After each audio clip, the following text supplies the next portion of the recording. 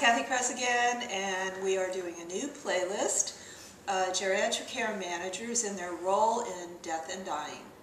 And I'm going to start with my own experience. I'm going to tell you a story. And I was involved in a family.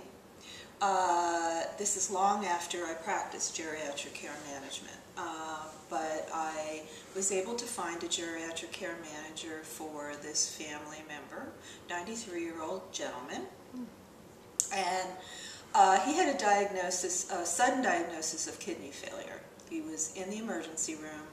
I flew down, and he had no DNR because he wanted everything done for him. That his advance directive said that. And he had 4 doctors, all of whom I talked to with the family member and asked, how could we, really talk to him about his options. And they said their hands were tied. He wanted, his advance directive said to do everything, so they were doing dialysis on a 93-year-old gentleman. Which was painful, and in the end was not going to really make any difference because they would have to put a ventilator on him, put him under, do a biopsy, and that biopsy they thought was going to reveal cancer. But he would die with a ventilator. So, what was I going to do, and how does this relate to a geriatric care manager?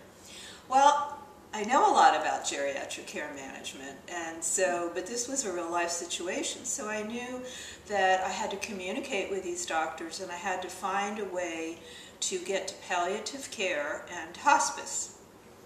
And so after talking to all the doctors about withdrawing life support and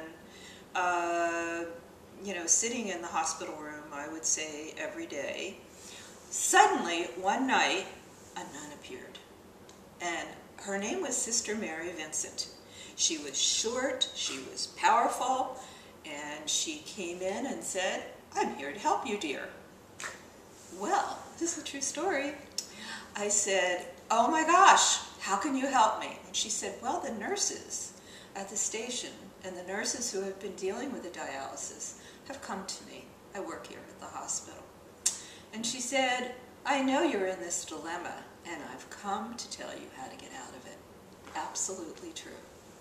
So, it was like divine intervention. So she said, "I've come to solve your problem, and this is what I think. I think that you should talk to the head doctor," and I knew who he was, we had talked many times, "and ask him to prescribe palliative care, because palliative care is in hospice, and I think that's going to work." And she said, "If this doesn't work, you come back to me." And I said, "Well, how do I find you?" And she whipped out her card and disappeared. So, the next morning, I was there, and I was there at that doctor's visit, and I discussed palliative care with him. And he said, "Fine." It was a miracle. But what was I using? I was using communication tools. I was advocating for this older gentleman. I was really advocating for the doctors as well, because they were in a double bind, although doctors can advocate for themselves. So he ordered palliative care, and that spread to the other doctors. And so the next doctor who came in was the doctor that would have done the procedure where they would have put him on a ventilator. And he said, the doctor said, "Will you talk to Mr. we will leave him as Mr. Smith?" And I said yes. And so we talked to him, and mostly the doctor talked to him.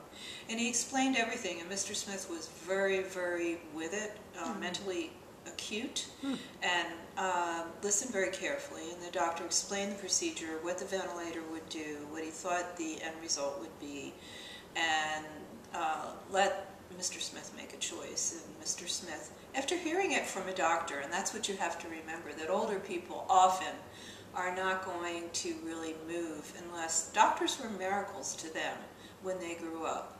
Because, there was, everyone died, and then there was antibiotics, and doctors came with that, and they came with immunizations. So the older gentleman agreed, and that left open a whole cascade of wonderful things to happen, because palliative care came in an hour.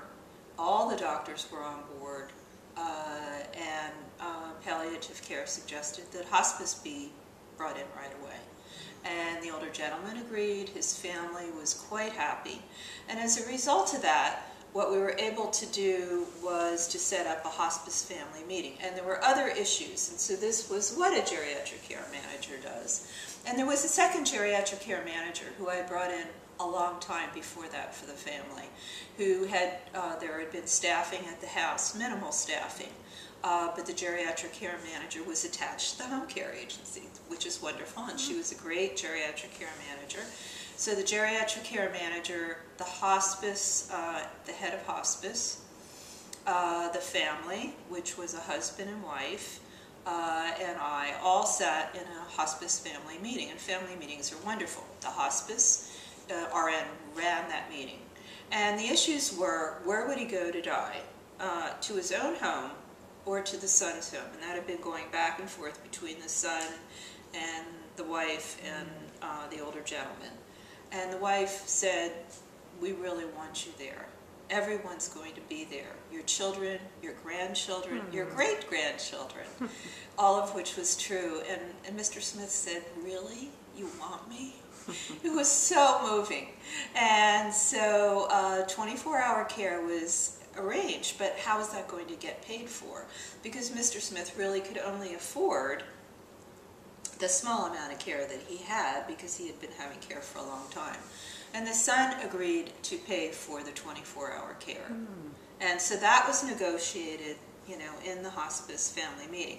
At that point, he went home. Hospice did, you know, brought doctors in, brought social workers in. Geriatric care manager worked with them, and it was a wonderful experience for me. Really very moving.